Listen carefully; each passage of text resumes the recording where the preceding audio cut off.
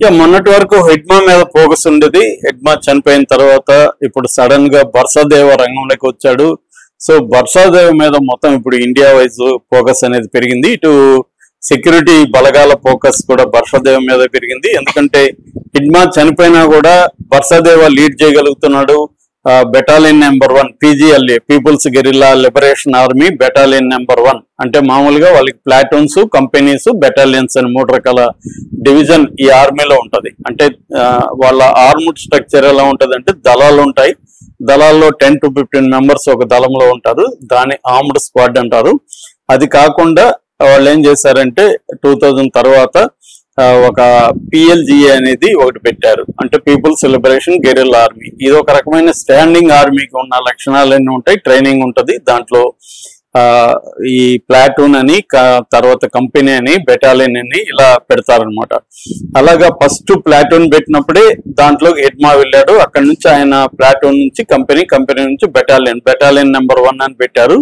ఆ battalion number 1 కి ఆయన కమాండర్ గా ఉన్నాడు. దాని తర్వాత ఆయనకు ప్రమోషన్ వచ్చి DKSZC దండకారణ్య స్పెషల్ జోనల్ కమిటీలోకి వెళ్ళి అక్కడ మెంబర్ అయ్యి తర్వాత సెక్రటరీ అయ్యాడు. తర్వాత స్టేట్ కమిటీలో కూడా, స్టేట్ కాదు సెంట్రల్ కమిటీలో కూడా ఆయన మెంబర్ అయ్యాడు.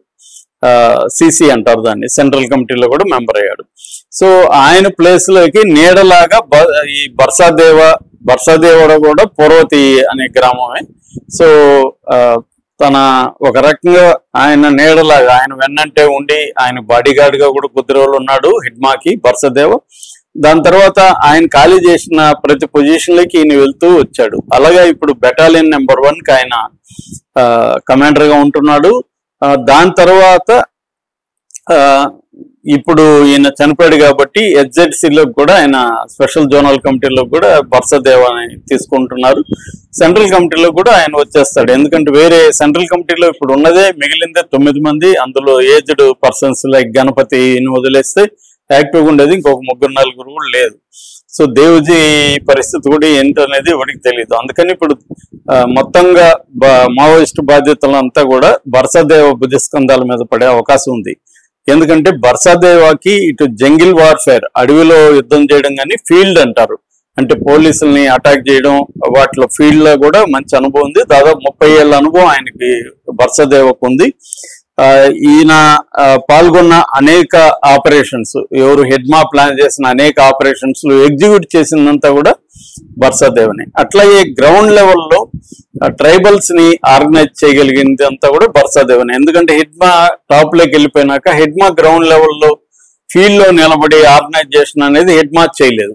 ఆయన పై స్థాయిలో గైడెన్స్ ఇవ్వడం మాత్రం చేశాడు. ఫీల్డ్ లెవెల్లో, గ్రౌండ్ లెవెల్లో నిలబడి గ్రామాలు తిరిగి ఆర్గనైజ్ చేసినంత కూడా బర్సాదేవనే. అందువల్ల బర్సాదేవకి గ్రామాలతో డైరెక్ట్ టచ్ ఉంది.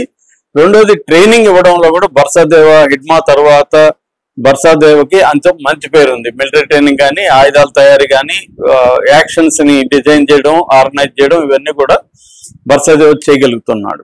అందువల్ల ఇప్పుడు బర్సాదేవ ఉన్నంత కాలం మావోయిస్ట్ పార్టీని మనం నిర్మూలించలేమని చెప్పి ఇప్పుడు ఆపరేషన్ బర్సాదేవ అనేది స్టార్ట్ చేశారు. అయితే నిన్న కొన్ని మీడియా సంస్థలు, దైనిక్ భాస్కర్ లాంటి మీడియా సంస్థలు బర్సాదేవ గ్రామానికి వెళ్ళి వాళ్ళ భార్యతో, వాళ్ళ తల్లితో, వాళ్ళ కూతురు, గ్రామస్తులతో అంతా కూడా మాట్లాడారు. ఆ వీడియోలు బయటకు వచ్చాయి, డీటెయిల్ రిపోర్ట్స్ కూడా బయటకు వచ్చాయి. నేను అవన్నీ ఫాలో అయ్యాను. దాన్ని బట్టి మనకు అర్థమవుతుంది ఏమంటే బర్సాదేవ ఇప్పుడు ఆయన హిడ్మా చనిపోయాడు కాబట్టి నెక్స్ట్ టార్గెట్ బర్సాదేవ కాబట్టి బర్సాదేవ ప్రాణాలతో తిరిగి వస్తాడా అన్న ఒక ఆందోళన వాళ్ళ ఫ్యామిలీలో కానీ, ఊర్లో వాళ్ళు కానీ ఉంది. మామూలుగా అక్కడ ఎట్లా ఉంటదంటే పూర్వతి అనేది ఒక పెద్ద గ్రామం, అంటే చిన్న చిన్న గ్రామాలు ఉంటాయి, కొన్ని ఇండ్లు కలిపి దాన్ని పారా అని పిలుస్తారు. పూర్వతి చుట్టుపక్కల మొత్తం 8 పారాలు ఉన్నాయన్నమాట. ఓయిపారా అనేది బర్సాదేవ వాళ్ళ గ్రామం, ఓయిపార అంటారు. అట్లాగే బండిపార, నర్మపార, మెస్సిపార, డబ్బపార, తమల్పార, పటేల్పార, మటకంపార, మొత్తం 8 పారాలు ఆ ఏరియాలో ఉన్నాయి. 8 పారాలకు కూడా మీడియా మొత్తం తిరిగింది. ఎలా ఏమనుకుంటారు అక్కడ ట్రైబల్స్ అది ఇదని.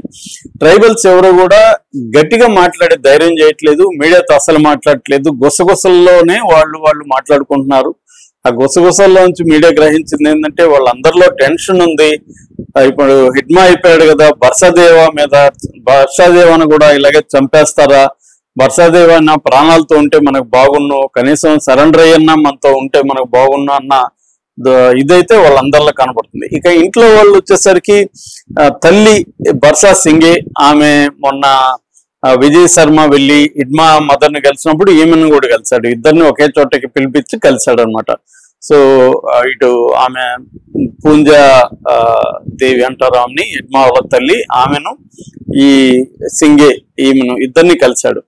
సో ఆమె అసలు మాట్లాడట్లేదు, తలబట్టుకొని కూర్చుంది. ఎందుకంటే హిడ్మా కూడా ఆమె కొడుకులాగే భావించేది. హిడ్మా చనిపోయాడు, ఇప్పుడు బర్సాదేవా ఏమవుతాడు అని అంటే ఎప్పుడు కూడా హిడ్మా అడుగు జాడల్లో నడిచాడు బర్సాదేవా, ఇప్పుడు హిడ్మా అడుగు జాడల్లోనే చనిపోతాడా